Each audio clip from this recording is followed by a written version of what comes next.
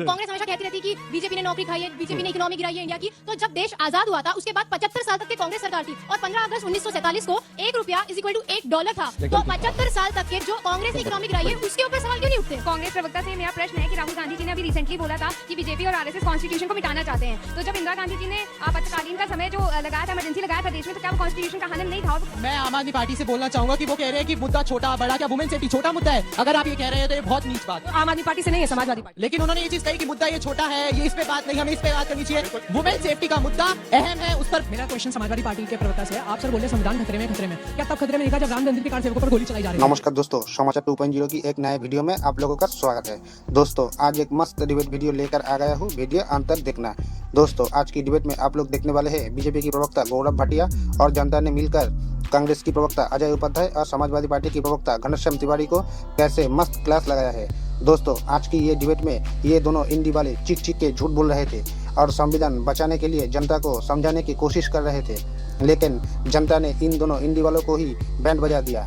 दोस्तों आज की डिबेट बहुत ही शानदार होने वाली है, अंत तक जरूर देखना। एंड डिबेट के बारे में अपना क्या राय है कमेंट में जरूर लिख के जाना।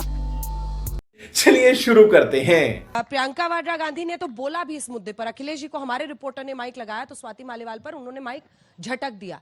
क्यों साफ सूंघ जाता है? पार्टी देखकर अब महिलाओं के इश्यूज पे बोलेंगे नेता। दो बातें हैं। पहली बात कि अगर भारतीय जनता पार्टी कहे, ब्रजभूषण शरण सिंह के कंधे पे बैठी हुई भारतीय जनता पार्टी, प्रज्वल रेवन्ना के कंधे पे बैठी हुई भारतीय जनता पार्टी, बिल्किस बानो के बलात्कारियों के कंधे पे बैठी हुई Bharatiya Janata party, IIT BHU में जो रेपिस्ट थे उनके कंधों पे भारतीय जनता पार्टी बैठी हुई है, वो कहे कि भारतीय जनता पार्टी के आंसू महिलाओं के लिए बह रहे हैं, तो इससे बड़ा धोखा देश की महिलाओं के लिए नहीं है। अच्छा, दूसरी बात, ये एक आपराधिक मामला है, दिल्ली पुलिस जांच कर रही है। जब अखिलेश यादव जी के सामने ये प्रेस कॉन्फ्रेंस में ये अरविंद केजरीवाल जी के साथ ये चर्चा हुई थी, ये सभी ने वो वीडियो देखा होगा। अखिलेश यादव जी ने कहा कि इससे बड़े मुद्दे हैं, क्योंकि इस चुनाव में इससे बड़े मुद्दे हैं। जिस पार्टी ने देश की हर बेटी का मान सम्मान तोड़ा है, वो उससे लड़ना इससे बड़ा मुद्दा है। संविधान को बचाना इससे बड़ा मुद्दा है। इसलिए स्वाति मालीवाल पर बात नहीं करें। बात करेंगे, लेकिन ये कहना कि यही इकलौता मुद्दा है जिससे बात इकलौता नहीं है, लेकिन इस मुद्दे पर क्यों नहीं बोलेंगे सर? बोल रहे हैं, सभी लोग बोल रहे हैं। नहीं, आपने बोला ना ये छोटा मुद्दा है, उतना बड़ा मुद्दा नहीं है, छोटा मुद्दा है। मतलब मैंने कहा कि इससे बहुत बड़े मुद्दे हैं देश के सामने। इससे बड़े क्या होता है? ये बड़ा क्यों नहीं है? एक महिला का सम्मान आपके लिए बड़ा नहीं है सर? प्रज्वल रेवन्ना का मामला बिल्कुल है। प्रज्वल रेवन्ना पर सुबह शाम सवाल पूछते हैं। प्रधानमंत्री से सवाल पूछा? क्या आपने प्रधानमंत्री से सवाल पूछा? बिल्कुल, हर मुद्दे पर सवाल नहीं पूछा। नहीं, देश के प्रधानमंत्री मंच में खड़े होकर कहते हैं कि इस दानव को मजबूत करो, इससे मैं मजबूत होता हूं। क्या मीडिया उससे सवाल पूछता है? क्या प्रधानमंत्री के लिए मुद्दा नहीं है? देश के प्रधानमंत्री अभी ब्रजभूषण शरण सिंह के लिए वोट मांगने जाएंगे, क्या कोई सवाल पूछेगा? देश के प्रधानमंत्री कहते हैं कि काला धन टेम्पो में भर के अडानी अबानी बोरे में दिए जाते हैं और फिर कहते हैं कि मैं तो वेल्थ क्रिएटर्स के साथ हूं। क्या ये बड़ा मुद्दा नहीं है? देश के किसानों के ऊपर गोली चलाई जाती है, क्या यह बड़ा मुद्दा नहीं है? हमारे देश में 83% युवा बेरोजगार हैं, क्या ये बड़ा मुद्दा नहीं है? छोटा बड़ा क्यों कहना है? क्योंकि ये भी उतना ही बड़ा है, वो भी उतना ही बड़ा है। नहीं, क्योंकि ये बड़े मुद्दे हैं। मैं मानता हूं दो लोगों की मारपीट से बड़ा मुद्दा है कि हमारे देश के किसानों पे गोली चलाई गई। मैं मानता हूं कि दो लोगों की मारपीट से बड़ा मुद्दा है कि हमारे देश में युवा बेरोजगार हैं। दो लोगों की मारपीट से बड़ा मुद्दा है कि हमारी बेटियां यहां पर जंतर मंतर पे प्रोटेस्ट कर रही थी और भारतीय जनता पार्टी का एक व्यक्ति, देश की महिला कल्याण मंत्री, उनसे मिलने नहीं आई। आज भी प्रोटेस्ट जारी है और वो व्यक्ति भारतीय जनता पार्टी के सिंबल पे चुनाव लड़ेगा। ये सब बड़े मुद्दे हैं। ठीक है, गौरव भाटिया जी जवाब दीजिए। देखिए, सबसे पहले तो अच्छा है ये इतना बोले, जिससे ये स्पष्ट हो गया कि इनकी नियत में कितना खोट और कितनी कालक भरी हुई है। एक बार नहीं कह पाए कि स्वाति मालीवाल को न्याय मिलना चाहिए क्योंकि वो हमारी बहन है। इन्होंने तुलना करी बाकी चीजों से। मैं यहां पे डंके की चोट पे कहता हूं, बिल्कुल स्पष्ट कहता हूं, ब्रजभूषण जी की बात करी इन्होंने। जो कानून है उस कानून के तहत बीच में मत बोलिए। चरण छू लीजिए। अरे ये चरण छू रहे, ये देखो गायत्री प्रजापति तुम्हारे ताया जी, ये छू रहे चरण छू, ये रेपिस्ट है, रेपिस्ट है। ब्रजभूषण शरण पर बोलते आपने रहो। उनके बेटे को तो टिकट दे दिया ना। ये बीच में मत बोलिएगा। पर आपने उनके बेटे को टिकट दे दिया। देता हूं, वो तो ना कैसे ना छूके ऐसे छूने के बराबर है। ऐसा नहीं है। सुनिए, अगर आप ये कह रहे हैं कि परिवार का कोई सदस्य गलत करे और उसके परिवार के सदस्य को टिकट नहीं मिलना चाहिए, आपका यही तर्क है, तो मैं कहूंगा कैसे सोनिया गांधी अभी बेल पे बाहर है, राहुल गांधी कैसे चुनाव लड़ रहे हैं, वो खुद भी बेल पे बाहर है, लालू प्रसाद यादव दो सिद्ध हैं, उनकी बेटियां कैसे चुनाव लड़ रही है बताइए? नहीं लड़ना चाहिए आपके तर्क के हिसाब से। लेकिन एक बात कहूंगा, ब्रजभूषण के लिए सबसे बड़ी सजा क्या है? उनका टिकट काटा गया है। और प्रज्वल हमारी पार्टी से नहीं है, लेकिन तब भी कहता हूं संविधान पढ़ें। Law and order is a state subject. किसकी सरकार थी? कांग्रेस की। कार्रवाई नहीं कर पाई। हम तो कह रहे हैं जेल में डालो ऐसे व्यक्ति को जो हमारी बहन के साथ गलत करे। ये बड़ी अच्छी बात कही आप। मैंने इससे गृह ज्यादा मंत्री स्पष्ट से क्या भी करें? प्रज्वल रेवन्ना पर सवाल पूछा कि आपकी सरकार क्या कर रही है वापस उसे लाने पर। वो डिप्लोमेटिक वीजा पर बाहर भाग गया है। उन्होंने कहा उसे जाने से रोकना भी वहां कर्नाटक की पुलिस का काम था और कर्नाटक की पुलिस को चिट्ठी गृह मंत्रालय को लिखनी पड़ती है। इसमें मुस्कुराने की कोई वजह नहीं है सर।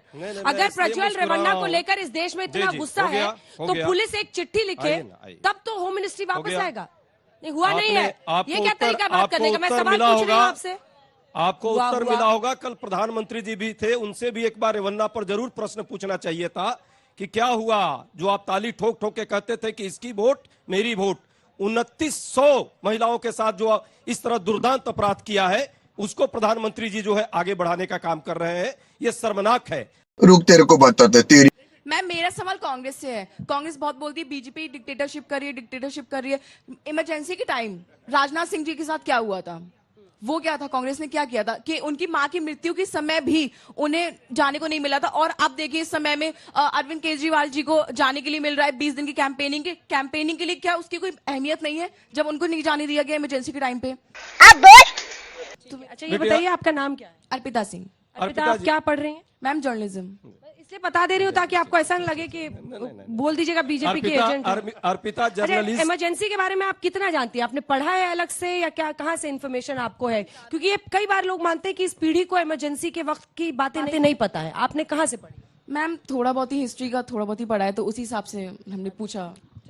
अर्पिता एक निडर इमरजेंसी पर ये जनरेशन आपसे सवाल कर रहा है। अर्पिता एक निडर और निष्पक्ष पत्रकार होंगी, मुझे पूरा भरोसा है। और इसी तरह का प्रश्न हम चाहते हैं सभी पार्टियों से होना चाहिए।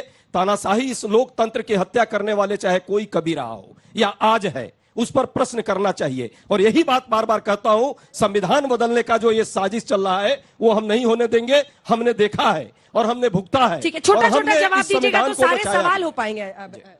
देखिए महिला होती है हो किसी भी पार्टी की, जनता का सवाल ये है कि सख्त कानून कब आएगा? इतने साल हो गए सरकार को, केस जो है चलते रहते हैं कोर्ट में, फांसी देने में, सजा देने में इतने साल लग। जनता से चाहे बीजेपी हो, कांग्रेस हो, कोई हो, सख्त कानून कब आएगा? सख्त कानून की जरूरत है। कानून सख्त है, लेकिन इस पर डायलेमा है लोगों का। जो डायलेमा है जो लोग दिखा रहे हैं उनसे प्रश्न जरूर होना चाहिए। कार्रवाई तो सब पे होनी चाहिए। अंजना जी कुछ कह सारे सवाल लपक रहे हैं सब आप ही। मुझसे प्रश्न पूछ रही है। मेरा सवाल कांग्रेस से है कि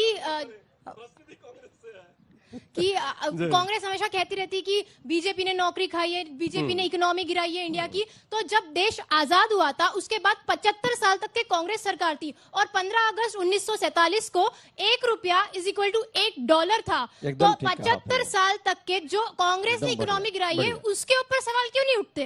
गुड क्वेश्चन।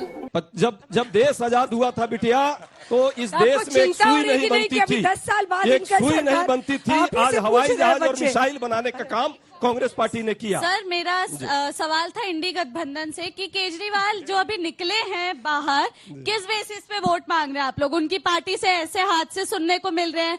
आतिशी मतलब वोट्स के लिए कितना अपनी पार्टी को सपोर्ट करने के लिए कितना, मैं कहूंगी, लो स्टैंड ले रही है कि खुद महिला होकर अब दूसरी महिला पर सवाल उठाने को तैयार है। और जो आप लोग को समझ में आ रहा है कि नहीं कि महिला वोटर्स कितनी जागरूक हो गई हैं? नहीं, एकदम 4 सवाल में से 2 सवाल महिलाओं के अधिकारों पर एकदम बात करनी चाहिए। और यही लड़कियां हैं, यही लड़कियां हैं जो ब्रिजभूषण से भी प्रश्न कर रही हैं, और यही लड़कियां जो है स्वाति मालीवाल से के मुद्दे पर भी बुलाएंगी और भाजपा से भी प्रश्न पूछेंगी। मेरा नाम विशेषया सिंह चौहान है और मुझे कांग्रेस प्रवक्ता से मेरा प्रश्न है कि राहुल गांधी जी ने अभी रिसेंटली बोला था कि बीजेपी और आरएसएस कॉन्स्टिट्यूशन को मिटाना चाहते हैं। तो जब इंदिरा गांधी जी ने आपातकालीन का समय जो लगाया था, इमरजेंसी लगाया था देश में, तो क्या वो कॉन्स्टिट्यूशन का हनन नहीं था? और वो कैसे मिटा? उसके लिए कांग्रेस पार्टी को देश की जनता ने सजा दिया था और इस बार जिस तरह से कॉन्स्टिट्यूशन को खत्म करने का प्रयास भाजपा कर रही है, मोदी जी कर रहे हैं, इस बार 4 जून को उनको भी उसकी सजा मिलेगी। चल झूठा। छोटा जवाब।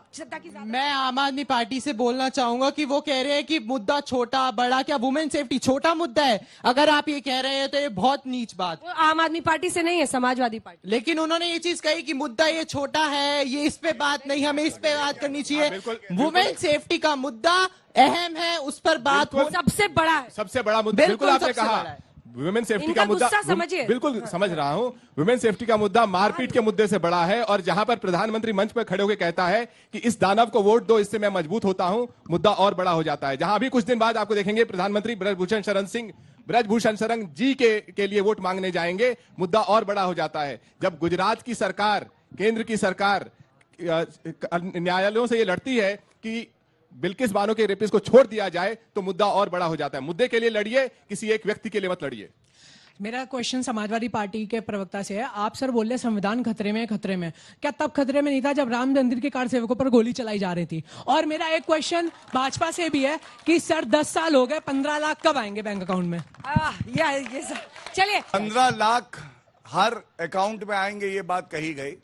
मेरे भाई, मैं बहुत जिम्मेदारी से एक बात कहता हूं, 35 लाख करोड़ रुपए भारतीयों के अकाउंट में डायरेक्ट बेनिफिट ट्रांसफर, एक पैसा इधर का उधर नहीं हुआ। 12 करोड़ टॉयलेट, 11 करोड़ गैस के सिलेंडर और 4 करोड़ घर देना गरीबों को। इसके साथ 80 करोड़ जो हमारे भारतीय हैं उनको 3 साल मुफ्त राशन देना, सबको टीके लगवाना कोविड के बाद। ये 15 लाख रुपए से बहुत ज्यादा है, इसलिए कि आपका जो चहेता है ना परिवारजन का, उनका सुरक्षा कवच कोई बना है तो श्री नरेंद्र मोदी जी बने हैं, क्योंकि आपके परिवार के सदस्य। और अंत करूंगा एक बात कह के, बड़ी अहम, अरविंद केजरीवाल आज अंतरिम जमानत पे हैं, और अगर वो अपने जो पिटाई का घर है मुख्यमंत्री आवास, वहां पे पिटाई करवाते हैं महिला की, तो बेल की कंडीशंस को वायलेट करते हैं। सर्वोच्च न्यायालय को चाहिए संज्ञान ले, और ऐसे भ्रष्टाचारी और पिटाई करवाने वाले की सही जगह है तो जेल की सलाखों के पीछे है। जी, मेरा सवाल हर पार्टी के मेंबर से जी, मेरा सवाल ये है कि सब कहते हैं कि हमने गरीबों को इतने पैसे दिए, इतना रोजगार, इतने घर बना के दिए। मेरा सवाल ये है कि आप लोगों को नहीं लगता कि आप सबको पैसे देके उनको अपाहिज बना रहे हैं? ये बड़ी अच्छी बात कही आप। इतने तेजस्वी लोग हैं हमारे पास। दोस्तों, वीडियो अंत तक देख ली तो अच्छी लगी होगी। अगर अच्छी लगी तो वीडियो को एक लाइक एंड चैनल को सब्सक्राइब कर लेना। एंड वीडियो के बारे में अपना क्या राय है कमेंट में जरूर लिख के जाना। वीडियो अंत तक देखने के लिए आपको बहुत बहुत धन्यवाद। चलिए मिलते हैं अगली वीडियो में, तब तक के लिए जय हिंद, जय भारत, जय सिया राम।